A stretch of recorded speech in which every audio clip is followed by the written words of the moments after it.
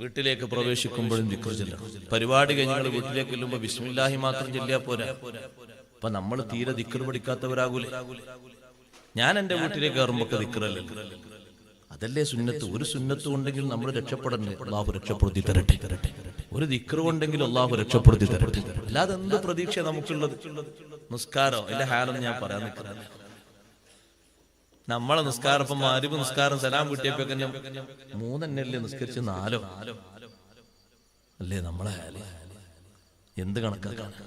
അള്ളാഹു നമുക്ക് ഇഖ്ലാസ് വേണ്ടി തരട്ടെ. ഇതൊന്നും കാര്യമായിട്ട് പരിഗണിക്കണം. ബാക്കിയുള്ളതിലൊക്കെ അബദ്ധങ്ങൾ ഉണ്ടാവൂലേ? പക്ഷെ ചൊല്ലുന്ന ദിക്ർ കറക്റ്റ് ആയിരിക്കും. വീട്ടിലേക്ക് അങ്ങോട്ട് ചെല്ലുമ്പോ ബിസ്മില്ലാഹി മാത്രം ചൊല്ലിയാ പോരാ, അതെങ്കിലും ചൊല്ലുന്നുണ്ടല്ലോ എന്നുള്ള സമാധാനാണ്. വീട്ടിലേക്ക് കയറുമ്പോ വലത്തേക്കാലല്ലോ അല്ലെങ്കിൽ ഇടത്തേക്കാലം? വലത്തേക്കാലം കറക്റ്റ്. ഇറങ്ങുമ്പോഴോ ഇടത്തേക്കാലം. പക്ഷെ ഹജ്ജിന് പോകുമ്പോ വിശ്വാസാക്കൂലേ? ഞാൻ ഹജ്ജിനല്ലേ പോകുന്നത്, ഇപ്പൊ ഈ ഇടത്തേക്കാലാ പറയുന്നത്. എന്ത് അവിടെ സംശയാക്കൂലേ? ഹജ്ജിനാണ് പോകുന്നതെങ്കിലും ഉംറക്കാണെങ്കിലും സിയാറത്തിനാണെങ്കിലും വീട്ടിൽ നിന്ന് ഇറങ്ങുമ്പോ ഇടത്തേക്കാൽ. വീടിന്റെ മുറ്റത്തേക്കാൾ ഉത്തമം വീടല്ലേ? അതുകൊണ്ട് കയറുമ്പോ വലത്തേക്കാലും വെച്ച് ബിസ്മില്ലാഹി ചൊല്ലി കയറിയിട്ട് ബിസ്മില്ലാഹി വലജിനാ വബിസ്മില്ലാഹി ഖറജ്നാ വഅലല്ലാഹി റബ്ബിനാ തവക്കൽനാ.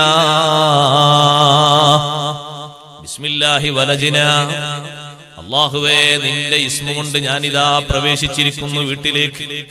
വബിസ്മില്ലാഹി ഖറജ്നാ, നിന്റെ ഇസ്മ കൊണ്ട് തന്നെ ഈ വീട്ടിൽ നിന്ന് പുറപ്പെടാൻ ഉദ്ദേശം വരുമ്പോ ഞാൻ പുറപ്പെട്ടു പോകും.